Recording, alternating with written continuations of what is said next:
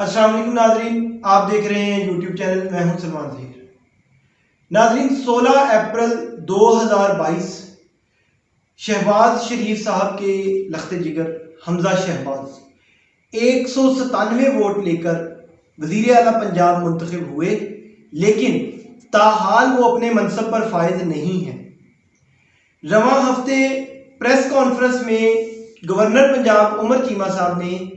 اس بات کا اقرار کیا کہ وہ وزیر اعلیٰ پنجاب، نو منتخب وزیر اعلیٰ پنجاب سے حلف لینے سے قاصر ہیں۔ اس کی وجہ انہوں نے یہ بتائی کہ سیکرٹری پنجاب اسمبلی کی رپورٹ اور لاہور ہائی کورٹ کی ہدایات اور ان کے سامنے جو حقائق پیش کیے گئے ان کے مطابق الیکشن میں صداقت نہیں ہے، الیکشن میں صداقت سے متعلق سوالات اٹھ رہے ہیں۔ ان کی اس پریس کانفرنس کے جواب میں مریم اورنگزیب کے حوالے سے یہ خبر گردش کرتی دکھائی دی، جس میں انہوں نے کہا کہ شہباز شریف صاحب نے اپنے اختیارات کا استعمال کرتے ہوئے گورنر پنجاب عمر چیمہ صاحب کو ان کے عہدے سے ہٹا دیا ہے۔ اس خبر کے جواب میں عمر چیمہ صاحب نے اس خبر کو مسترد کرتے ہوئے جو پیغام دیا، اس میں انہوں نے واضح طور پہ کہا کہ گورنر پنجاب کو ڈی نوٹیفائی کرنے کا حق صرف اور صرف صدر پاکستان کو ہے۔ پنجاب کا سب سے بڑا صوبہ پنجاب، جو اب تک بغیر چیف ایگزیکٹو اور بغیر کابینہ کے ہے، اس حوالے سے رہنما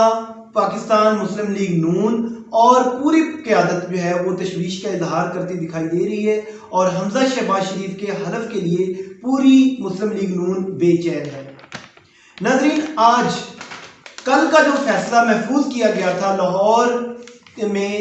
لاہور ہائی کورٹ کی جانب سے، کل کا جو فیصلہ محفوظ کیا گیا تھا آج اس کو سنایا گیا۔ فیصلے میں جج صاحب نے واضح الفاظ میں گورنر پنجاب عمر چیمہ صاحب کو یہ احکامات جاری کیے ہیں کہ وہ خود حلف لیں شہباز شریف صاحب کے ہونہار سے، حمزہ شہباز سے،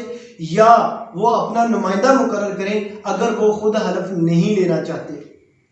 فیصلے میں جج صاحب نے جو ریمارکس دیے اس کے مطابق انہوں نے کہا کہ صوبہ پنجاب 25 دنوں سے فعال ہے بغیر کسی حکومت کے۔